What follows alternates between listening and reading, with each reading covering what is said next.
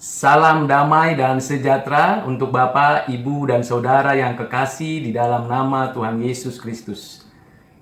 Sekali lagi saya mengucapkan selamat Hari Natal untuk kita sekalian. Kiranya damai Kristus memenuhi hati dan pikiran kita. Pada hari ini kita kembali merenungkan berita Natal yang dituliskan oleh Nabi Musa. Untuk kita mengerti dan memahaminya, mari kita terlebih dahulu berdoa memohon hikmat, bijaksana, dan pencerahan dari Allah kita. Mari kita berdoa.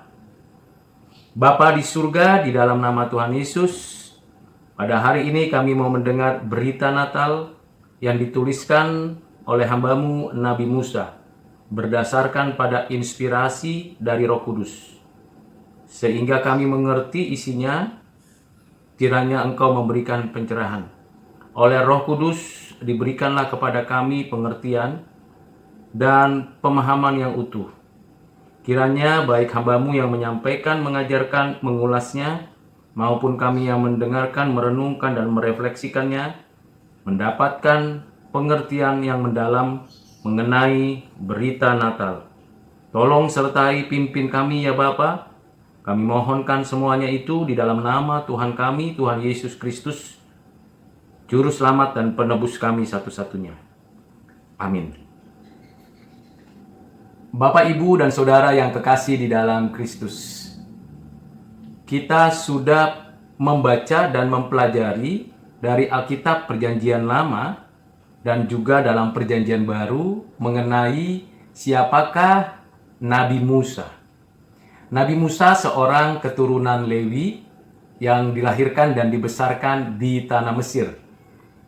Dan kita tahu bahwa Allah, Tuhan, memanggil, mengutus Nabi Musa untuk memimpin bangsa Israel keluar dari perbudakan di Mesir. Karena sudah lebih dari 400 tahun bangsa Israel berada di tanah Goshen, di wilayah Mesir, dan belum kembali ke tanah perjanjian, tanah yang dijanjikan Tuhan Allah kepada Abraham, Ishak, dan Yakub. Dan di dalam bagian-bagian penting pembacaan kita dari kitab-kitab yang ditulis oleh Nabi Musa, berdasarkan inspirasi dan dinapaskan oleh Roh Kudus kepadanya, sehingga kita dapat membaca kitab Kejadian sampai dengan kitab Ulangan. 5 kitab yang ditulis oleh Nabi Musa: kitab Kejadian, Keluaran, Imamat, Bilangan, dan Ulangan. Seluruhnya disebutkan sebagai kitab Pentateuk, sebagai dasar dari seluruh pengajaran para nabi dan juga kitab-kitab puisi. Bapak, Ibu, Saudara yang kekasih di dalam Kristus, Nabi Musa adalah nabi yang sungguh-sungguh diberikan karunia jabatan kenabian, karunia memimpin, karunia yang menyatakan kekuatan dan kuasa, tanda dan mukjizat dari Allah, yang menyatakan kemenangan atas kuasa kegelapan dan memberikan kelepasan kelegaan bagi umat Israel yang dijadikan oleh Tuhan sebagai umatnya. Terlebih daripada itu, Nabi Musa juga yang dikaruniakan covenant hukum Taurat. Hukum yang mengatur hubungan antara Allah dan manusia, hubungan yang mengatur antara sesama manusia, sesama umat Tuhan, dan hukum moral. Seluruh hukum itu dituliskan, dijelaskan, dan diajarkan oleh Nabi Musa kepada orang-orang Israel di sepanjang kehidupan mereka di padang gurun. Dan juga untuk generasi-generasi kedua yang akan masuk ke tanah perjanjian. Selama lebih dari 30 tahun, Tuhan memimpin dengan kesetiaannya Nabi Musa untuk menyatakan apa isi hatinya kepada umatnya. Dan kita akan mendapatkan pengertian, pemahaman tentang berita Natal dari tulisan Nabi Musa tersebut. Tentu saya tidak akan menjelaskan keseluruhan berita itu. Setidaknya ada 3 bagian penting yang menjelaskan, mengarahkan tentang berita Natal. Yang pertama sekali saya akan menjelaskan berita Natal dari Kitab Kejadian pasal 3 ayat yang ke-15. Dilanjutkan dengan Kitab Kejadian pasal yang ke-49 ayat 10, 11, dan 12.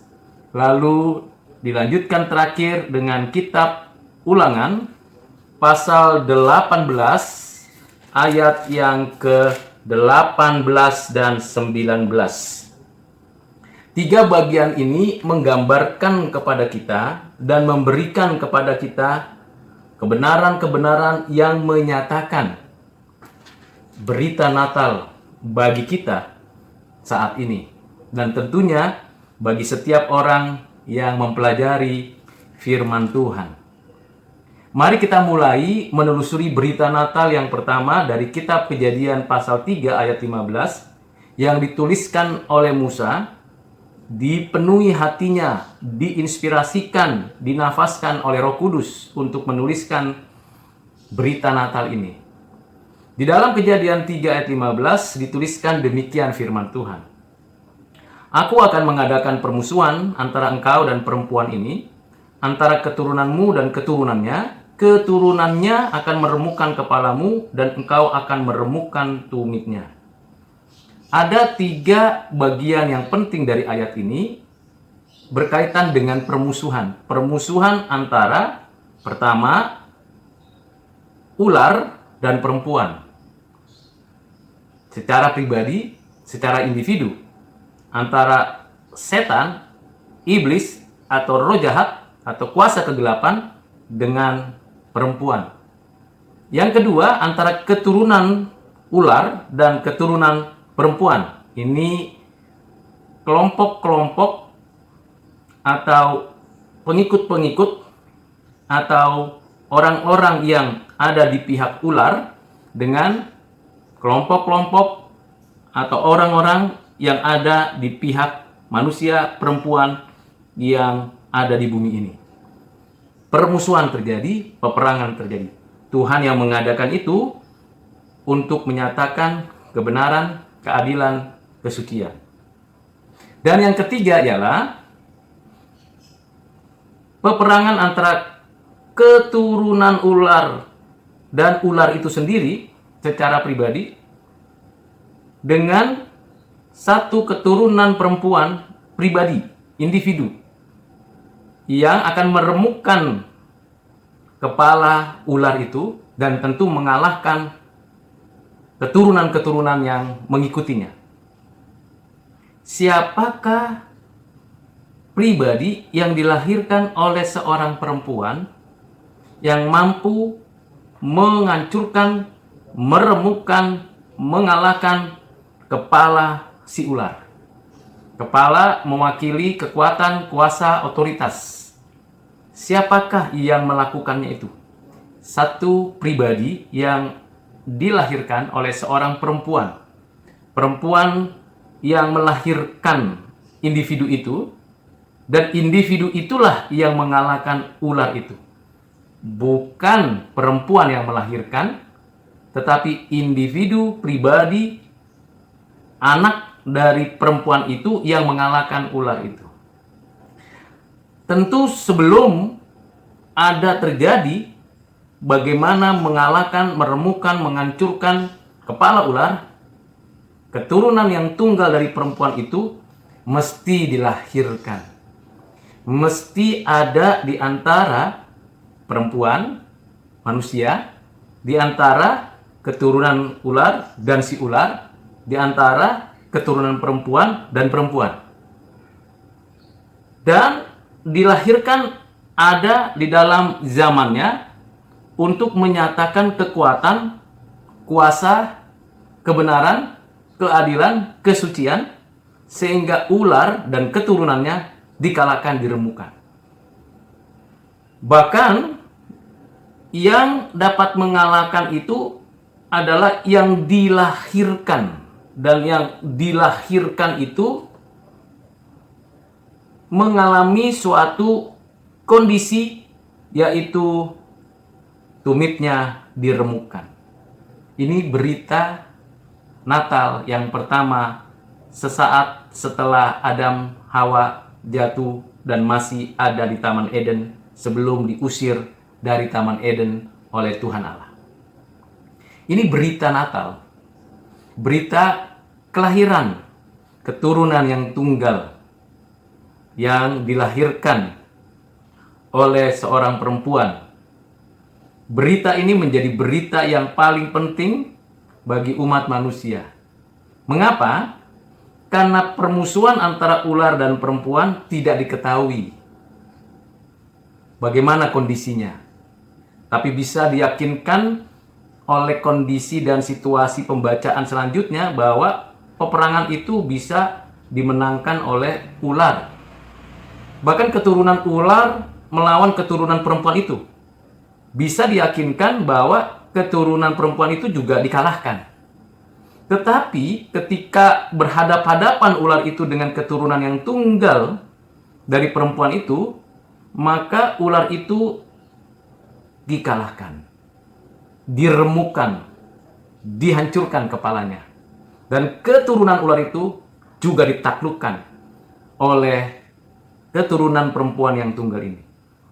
Siapa pribadi yang ada dan hadir dalam sejarah manusia yang dapat menghancurkan, mengalahkan, dan menyingkirkan kuasa, kekuatan, otoritas dari si ular dan keturunannya yang selalu mengganggu, mencobai, merusak manusia dan keturunannya?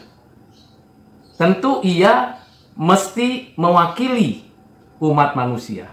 Tentu juga ia adalah keturunan yang bukan berasal dari manusia yang dikalahkan, tetapi ia berasal dari benih yang dapat dikandung dan dilahirkan oleh perempuan itu.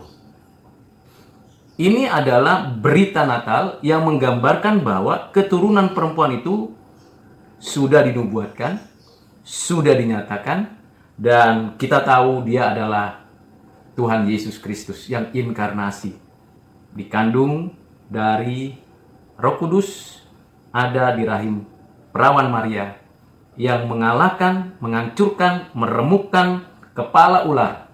Kekuatannya, kuasanya, otoritasnya dihancurkan, dikalahkan oleh Tuhan Yesus di atas kayu salib.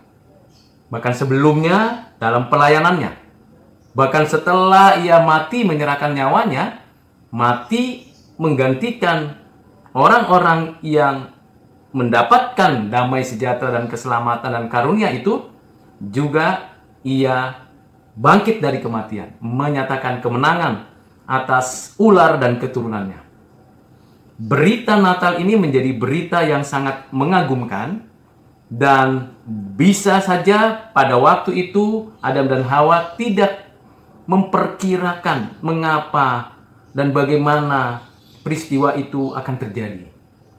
Namun kita bersyukur karena kita membaca ayat ini dari perspektif perjanjian baru, sehingga kita mendapati pengertian ini bahwa keturunan perempuan yang tunggal yang meremukkan kepala ular dan mengalahkan semua keturunan ular itu adalah Yesus Kristus. Ini berita Natal yang pertama yang diterima, yang didengar, dan diketahui oleh Adam, Hawa, bahkan oleh si ular itu sendiri.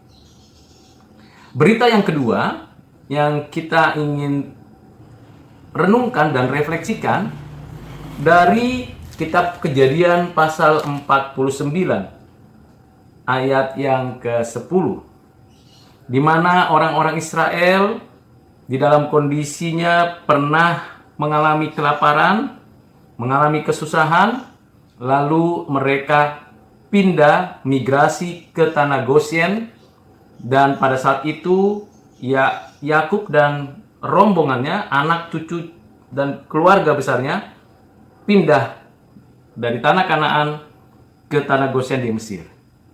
Dan di sana sudah mendahului mereka ialah Yusuf yang dijual oleh saudaranya, yang pernah jadi budak, pernah jadi napi, narapidana, dan bahkan sekarang sudah menjadi Perdana Menteri. Semuanya karena Tuhan memimpin, merancang, mereka-reka yang baik untuk umatnya ini.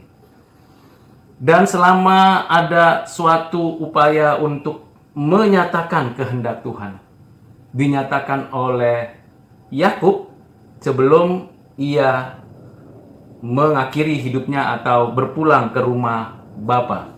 Sebelum ia meninggal, dia menyampaikan perkataan-perkataan terakhir bagi anak-anaknya, bagi keturunannya. Ada pernyataan yang disampaikan oleh Yakub yang dituliskan oleh Nabi Musa di ayat yang ke-10 dan 11. Demikianlah firman Tuhan.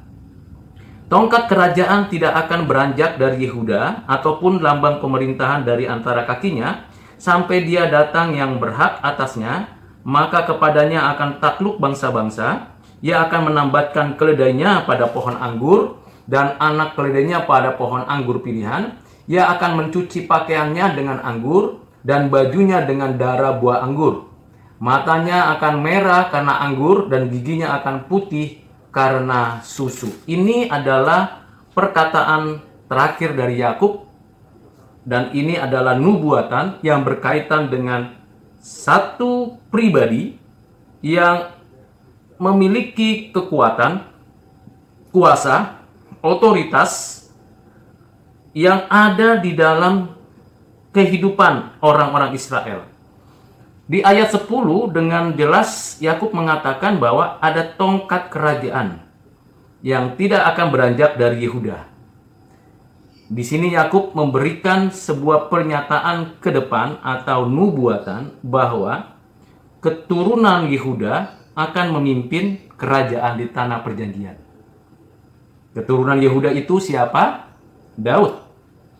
Tetapi yang berhak atas lambang pemerintahan, kerajaan, dan yang memiliki otoritas, kekuatan, dan kuasa untuk mengalahkan bangsa-bangsa, ada satu dari keturunan Daud.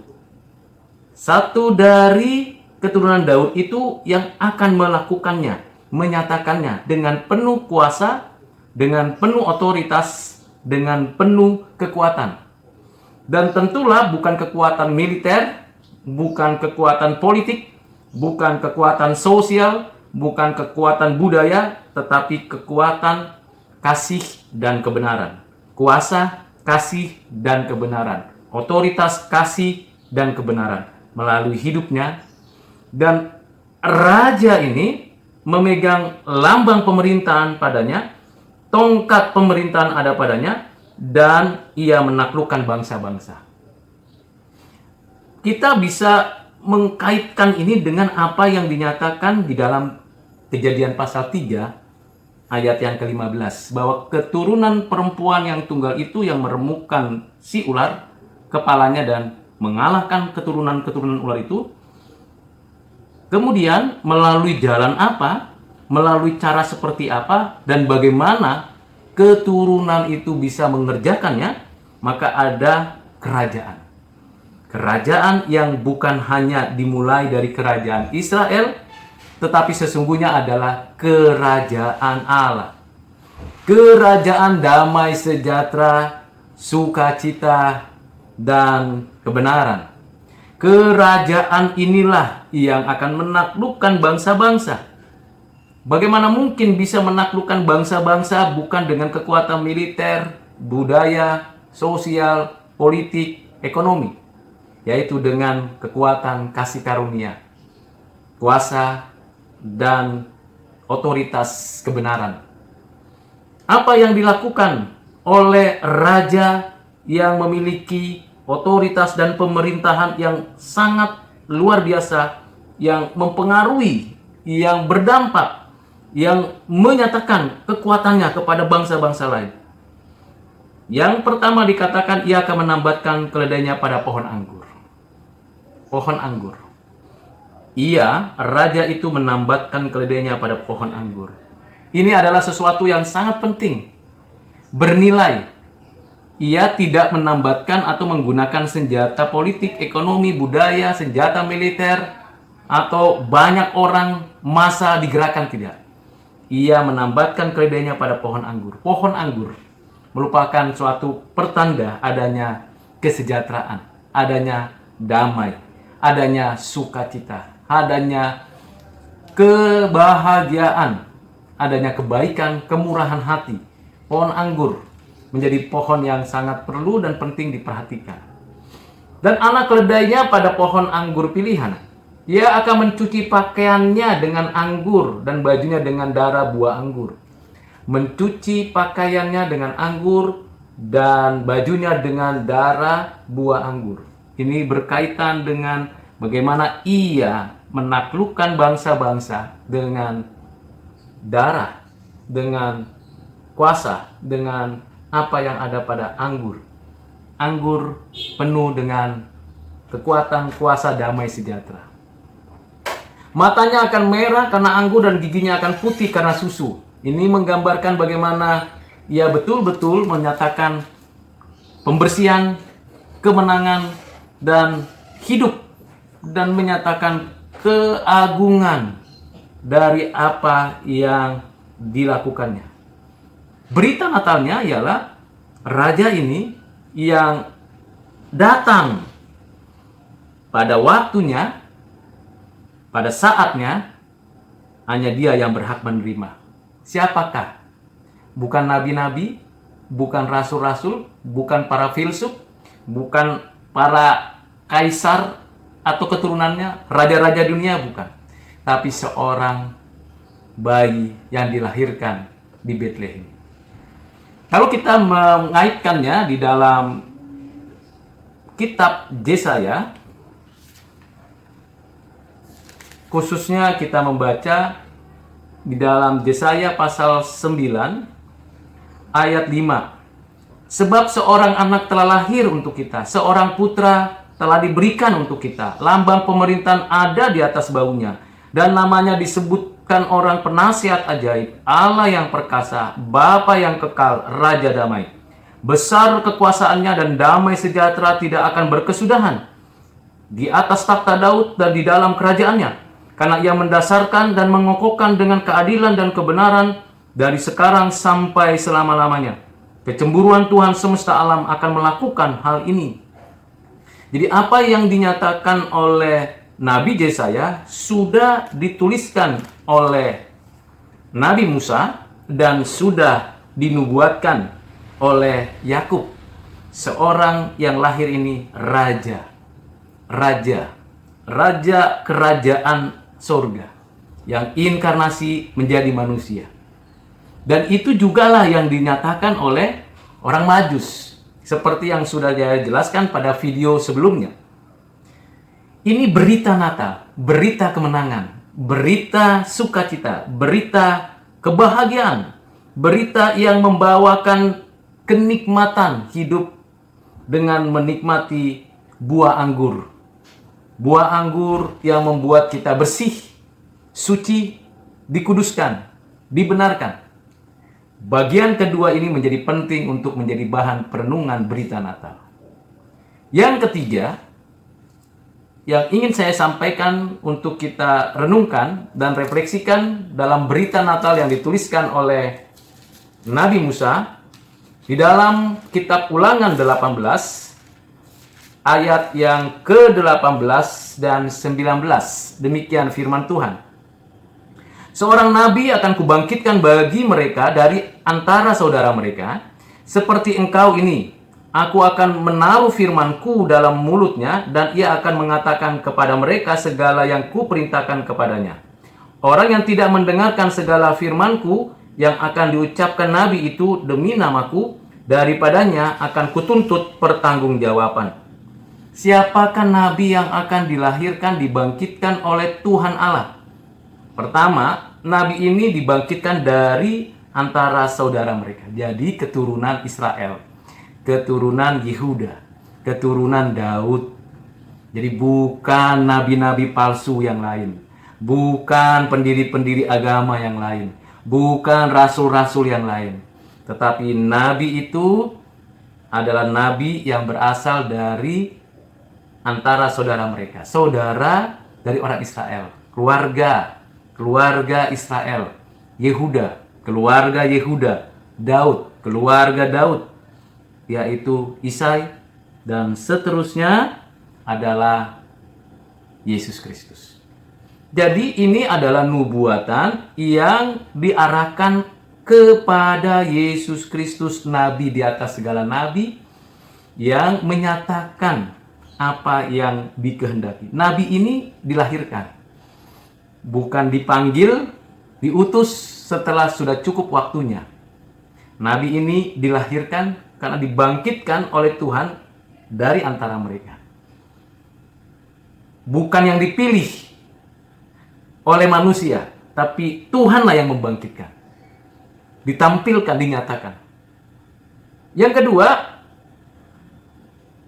engkau akan tahu bahwa di dalam diri Nabi itu, Yesus Kristus akan menaruh firman-Ku dalam mulutnya. Ya, Tuhan Yesus selalu berkata, aku berfirman, aku menyatakan kehendak Bapa. Aku dan Bapa adalah satu. Aku diutus Bapakku.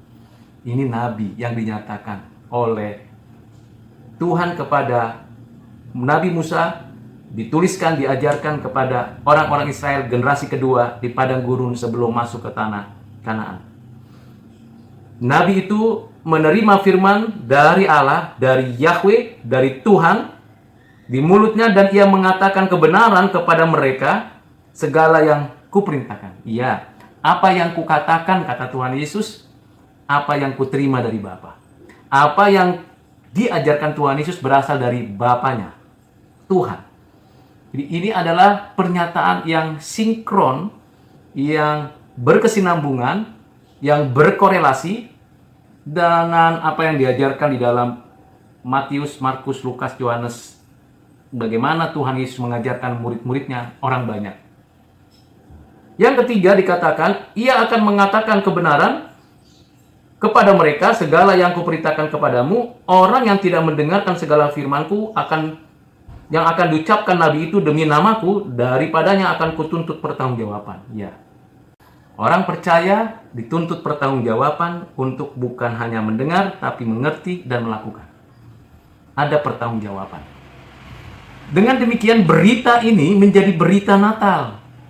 Berita Natal karena Nabi yang dilahirkan itu adalah yang dibangkitkan oleh Tuhan Allah dari antara mereka yang menerima pengajaran, pengertian yang sebelumnya. Dan kita bersyukur kepada Tuhan Allah karena sudah ada Alkitab, Perjanjian Lama dan Perjanjian Baru, sehingga kita dapat membacanya, mempelajarinya. Mari kita gali lebih mendalam lagi. 3 nubuatan, 3 pernyataan tulisan yang disampaikan oleh Nabi Musa tentang berita Natal yang ditujukan, diarahkan kepada Tuhan Yesus Kristus. Kalau kita kembali kepada Kejadian pasal 3 ayat 15, kita akan mengerti dan memahami bahwa itu berkaitan dengan penebusan. Berkaitan dengan karya penyelamatan yang dikerjakan oleh Yesus Kristus. Untuk apa Yesus dilahirkan? Untuk menebus umatnya melalui jalan inkarnasi, kehidupan, kematian, kebangkitan. Ini bicara penebusan, bicara ia sendiri yang menyerahkan nyawanya, mati menebus umatnya, lalu ia menyatakan kemenangan atas dosa, maut, dan ular si jahat itu, setan dan keturunannya. Ini berkaitan dengan ia sebagai imam yang mempersembahkan dirinya. Dia adalah imam besar agung yang mati untuk umatnya, yang menyatakan kasih, kebenaran, keadilan, kesucian di hadapan Allah Bapanya untuk kita menjadikan diri kita mendapatkan pembenaran dan kita mengalami pengudusan seumur hidup kita. Yang kedua, kalau kita lebih mendalami lagi di dalam apa yang dinubuatkan pada Kejadian pasal 49 ayat 10 sampai 11, ini berkaitan dengan jabatan kerajaan. Bagaimana Yesus Kristus yang dilahirkan itu adalah seorang raja. Bukan saja orang Majus yang menyatakan bahwa Yesus adalah raja sehingga disembah, tetapi juga ketika ia disalibkan, di atas kayu salib itu dituliskan, inilah raja orang Yahudi. Inilah raja. Dilahirkan sampai kematiannya dinyatakan dialah raja. Memang ia adalah raja. Raja damai. Raja yang punya otoritas, kekuasaan, dan kekuatan mengalahkan bangsa-bangsa dengan cinta kasih, dengan belas kasihannya. Dan bangsa-bangsa di seluruh dunia ditaklukkan di bawah kakinya. Kerajaannya tidak tergoncangkan. Kerajaannya kekal sampai selama-lamanya. Kerajaannya memerintah dari zaman ke zaman, dari abad ke abad, tidak tergoncangkan. Dan semua keturunan ular dan ular itu dikalahkannya, dihancurkannya, diremukannya.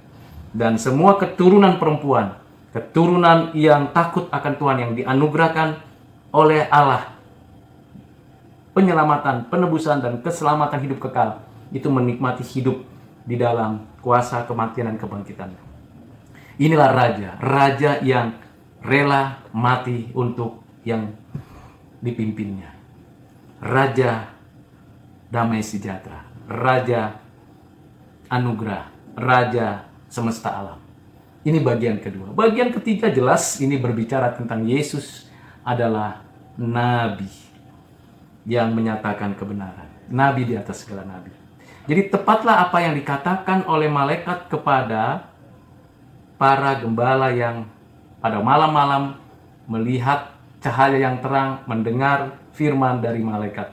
Hari ini telah lahir bagimu Yesus, Tuhan, Juru Selamat, Kristus di kota Daud. Kristus Mesias. Mesias artinya yang diurapi. Seorang yang memiliki 3 jabatan, yaitu imam, raja, nabi. Sejak dilahirkan.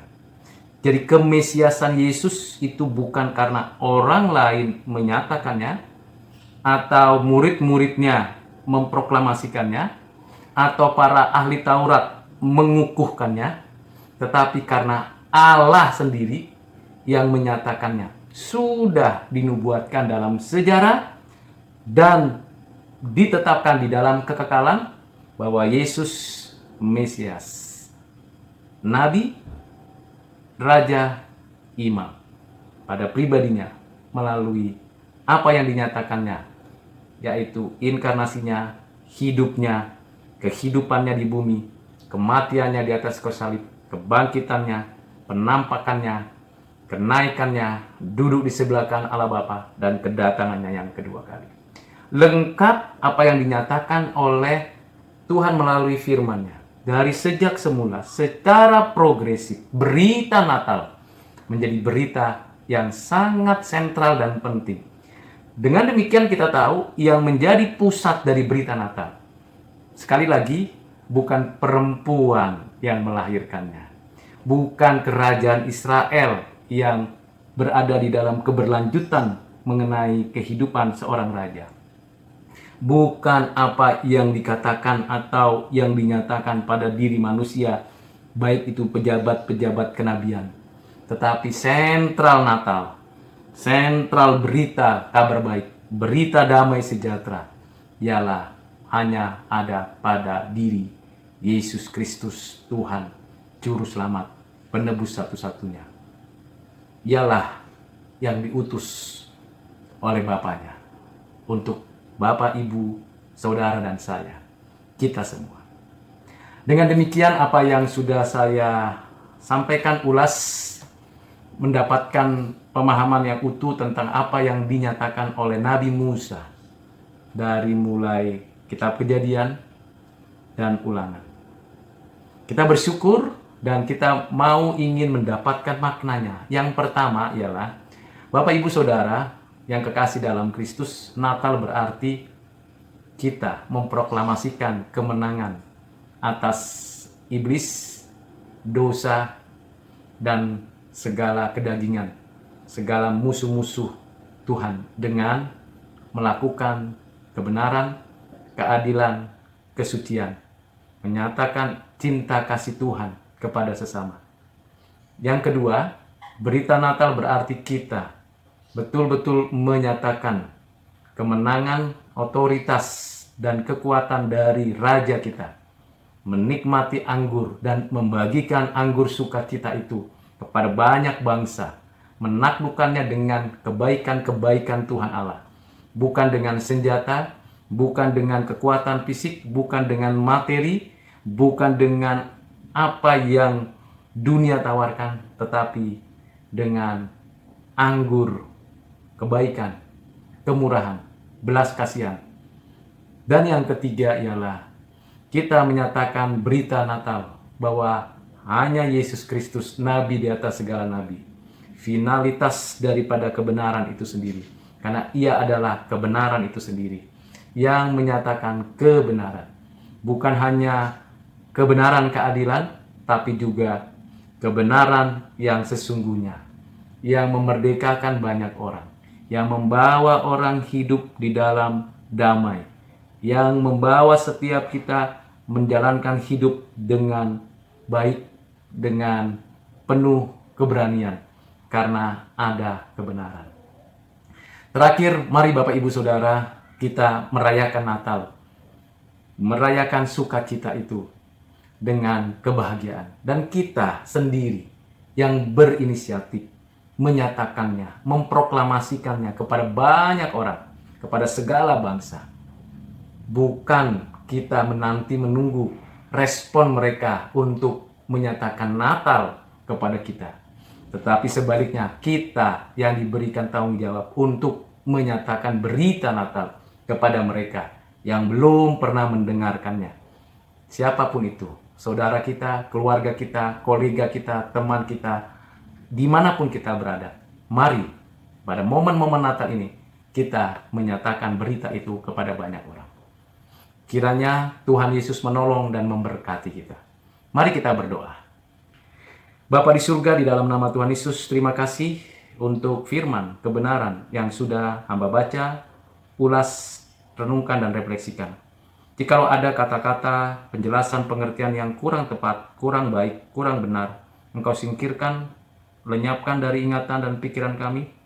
Tetapi jikalau itu benar, berasal darimu, pengajaran yang sesuai dengan kehendak-Mu, ulasan yang betul-betul meneguhkan iman kami, biarlah itu melekat di hati kami oleh Roh Kudus, agar kami dimampukan menjadi pemberita-pemberita kabar Natal ini kepada banyak orang, bahwa Yesus Kristus adalah Raja di atas segala raja, yang sudah ada dan sudah lahir dan sudah dinyatakan kemenangannya. Begitu juga ya Tuhan, kami menyatakan bahwa Yesus Kristus adalah Nabi di atas segala nabi, Imam besar agung. Kami bersyukur untuk kebenaran-kebenaran firman-Mu yang utuh, lengkap, sempurna, yang dapat kami pahami. Terima kasih Bapa, berkati setiap orang yang mendengar dan yang mempelajarinya. Terpujilah Tuhan. Dalam nama-Mu Tuhan Yesus kami berdoa bersyukur. Amin.